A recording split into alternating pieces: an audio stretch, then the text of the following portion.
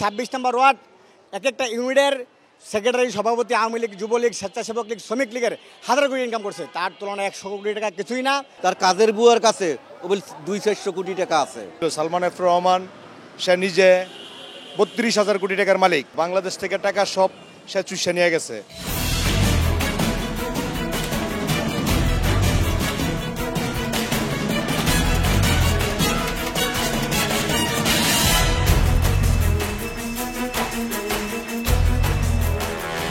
দর্শক শুভেচ্ছা, জনতার কথা অনুষ্ঠানে আপনাদের স্বাগত জানাচ্ছি। আমি আসিফ সুমিত। আপনারা জানেন, সাধারণ মানুষের মতামত তুলে ধরতে 21শে টেলিভিশনের নিয়মিত আয়োজন জনতার কথা। আমাদের প্রত্যাশা দেশে শক্তিশালী গণতন্ত্র, আমরা চাই সরকারকে সহায়তা করতে। দর্শক, আজকে সাধারণ মানুষের কথা শুনতে আমরা এসেছি রাজধানীর তেজগাঁ এলাকায়। এখানে শুরুতেই সাধারণ মানুষের কাছে আমরা যেটি জানতে চাই সেটি হচ্ছে, খুব সম্প্রতি বাংলাদেশের পাসপোর্টধারী যারা থাকবেন তাদের পাসপোর্টের লেখা থাকবে এক্সেপ্ট ইসরায়েল। মূলত কিছুদিন আগেও এই কথাটি ছিল, কিন্তু আওয়ামী লীগ সরকারের সময়ে এই এক্সেপ্ট ইসরায়েল কথাটি উঠিয়ে দেওয়া হয়। ইসরায়েলে ভ্রমণ নিষেধাজ্ঞাটি বাতিল করা হয়েছিল, সেটি আবারও ফিরে এলো। মূলত সাধারণ মানুষ এই বিষয়টাকে কিভাবে দেখছেন? আমরা চাই না যে ইসরায়েলের সাথে কোনো সম্পর্ক, কোনো ব্যবসায়ী বাণিজ্য, কোনো বন্ধু সম্পর্ক ইসরায়েলের সাথে রাখতে চাই না। সব মুসলিম রাষ্ট্রগুলি এক হয়ে যেন ইসরায়েলের বিরোধিতা বা ফিলিস্তিনির পাশে দাঁড়া যে কোনোভাবে সহযোগিতা করে। আরব কান্ট্রি এরা যদি, আরব লীগ এরা যদি একসাথে হয়ে আমাদের সাথে, বা আমরা এই সুযোগে যদি আমরা ইসরায়েলকে সমস্ত যে কোনো জিনিসে তারা আমরা বয়কট করি, তারা কিন্তু আসলে দুর্বল হয়ে যাবো। বাংলাদেশের পাসপোর্টে ইসরায়েল যাওয়া যাবে না, আর বাংলাদেশের জনগণ চায় না যে ইসরায়েলের সাথে সম্পর্ক রাখে। আমরা ইসরায়েলের লগে কোনো সম্পর্কই রাখতে রাজি না। আমরা মুসলমান কান্ট্রি, আমরা ইসরায়েল প্রত্যাখ্যান করি। পাসপোর্ট বইয়ে যে ইসরায়েল অ্যাকসেপ্ট লেখাটা, এটা আমরা চাই না কখনো। মুসলমান হয়ে আমাদের বইয়ের উপর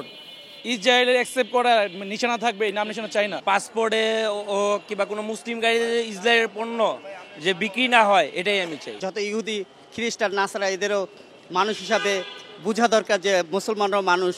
আজকে আমেরিকার মদতে ইসরায়েলরা যেভাবে করতেছে, সারা পৃথিবীর লোক দেখতেছে, সবাই চুপচাপ হয়ে গেছে। এখন সব মুসলমান একত্র হয়ে গণজগৎ সৃষ্টি করে ইসরায়েলকে উচিত শিক্ষা দেওয়া উচিত। অনেক ধন্যবাদ। দর্শক, আপনারা শুনছিলেন যে বাংলাদেশের মানুষ ফিলিস্তিনের নির্যাতিত মানুষের প্রতি যে সহমর্মিতা প্রকাশ করছে, সেটি তারা মূলত তাদের বক্তব্যে তুলে ধরেছেন। এখন একটি প্রশ্নে যেতে চাই সাধারণ মানুষের কাছে, যে বাংলাদেশের বর্তমান সরকার, শেখ হাসিনার পরিবার এবং সে সময়ের অর্থাৎ আওয়ামী লীগ সরকারের সময়ের 10 জন বিশিষ্ট ব্যবসায়ীর অর্থ পাচারের প্রমাণ পেয়েছে। মূলত তারা যে অর্থ বিদেশে পাচার করেছে, তার মধ্যে থেকে 100 কোটি টাকা এবছর ফিরিয়ে আনা সম্ভব হবে বলে ঘোষণা দিয়েছে বাংলাদেশ ব্যাংক। মূলত এই 100 কোটি টাকার ফিরিয়ে আনার প্রক্রিয়াকে সাধারণ মানুষ কিভাবে দেখছেন? আমার বিশ্বাস মোটামুটি টাকা পয়সা আনা সম্ভব হবে বিদেশ থেকে, এই অবৈধ টাকাগুলো। হাজার কোটি টাকা নিয়েছে, 100 কোটি টাকা এটা কোনো সাবজেক্ট না।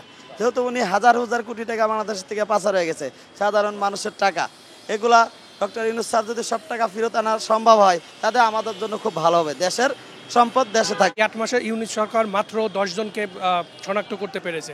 এটা খুবই হতাশাজনক যে এত স্লোলি কাজ করলে কিভাবে বাংলাদেশ সামনের দিকে এগোবে। দুদক এবং তাদের পাশাপাশি সিআইডি সবগুলো ডিপার্টমেন্ট একত্রিত হয়ে তাদের এই কোটি টাকার সূত্রটা বের করা উচিত এবং সেগুলো আমাদের দেশের কাজে ব্যবহারের জন্য করা উচিত। 26 নম্বর ওয়ার্ড এক একটা ইউনিটের সেক্রেটারি, সভাপতি, আওয়ামী লীগ, যুবলীগ, স্বেচ্ছাসেবক লীগ, শ্রমিক লীগের হাজার কোটি ইনকাম করছে। তার তুলনায় 100 কোটি টাকা কিছুই না। শেখ হাসিনার সে স্বৈরাচার ছিল, তার কাজের বুয়ার কাছে 200-400 কোটি টাকা আছে। তাই এত টাকা বাংলাদেশ থেকে পাচার হয়েছে, হাজার আওয়ামী লীগের এমপি মন্ত্রী যে এত হাজার কোটি টাকা। এই 100 কোটি টাকা কোনো একটা ব্যাপার না। হাজার কোটি টাকা যে পাচার করছে, সম্পূর্ণ টাকা বাংলাদেশে ফিরে আনতে হবে এবং এদেরকে বাংলাদেশে এনে আইনের আওতায় এনে এদের সম্পূর্ণ সবাইকে বিচারের আওতায় আনতে হবে। ফেরাচার শেখ হাসিনা যে টাকা প্রচার করছে, তার সহযোগী যারা ছিল, সালমান এফ রহমান সে নিজে 32,000 কোটি টাকার মালিক। সে এত টাকার মালিক কিভাবে হলো? বাংলাদেশ থেকে টাকা সব সে চুষে নিয়ে গেছে। 100 কোটি টাকা এটা কোনো টাকাই নেই। আমাদের তেজগাঁ 26 নম্বর ওয়ার্ডের যে আওয়ামী লীগের সহসাংগঠনিক সম্পাদক, উনি আওয়ামী লীগের প্রথম সময়ে তেজগাঁ মুদি দোকানে চাকরি করতেন। একজন মুদি দোকানের চাকরিজীবীর কাছে এখন হাজার কোটি টাকা আছে। বেস্টিমোগা গ্রুপ, সাবমিট গ্রুপ, তারপরে তমা গ্রুপ, বেঙ্গল গ্রুপ, এরা হাজার কোটি টাকা দেখছে লুটপাট করে নিয়ে গেছে। বেস্টিমোগা গ্রুপ একাই ব্যাংক থেকে নিয়ে গেছেন 36,000 কোটি টাকা। তাহলে 100 কোটি টাকা কি? এই হাজার হাজার কোটি টাকা ফেরত আনা হোক, এমনকি বরঞ্চ ইন্টারপোলের সাহায্য নিয়ে হলেও এই টাকা ফেরত আনার ব্যবস্থা করা হোক। অনেক ধন্যবাদ আপনাকে। দর্শক, আপনারা শুনছিলেন সাধারণ মানুষের প্রতিক্রিয়া। সাধারণ মানুষ কিন্তু তাদের ভাবনাগুলো অসাধারণ, তাদের চিন্তা অনেক সূক্ষ্ম ও গভীর। দর্শক, জনতার কথা দেখতে প্রতি শনি, রবি, মঙ্গল এবং বুধবার চোখ রাখুন একুশে টেলিভিশনে। সঙ্গে থাকবো আমি আসিফ সুমিত।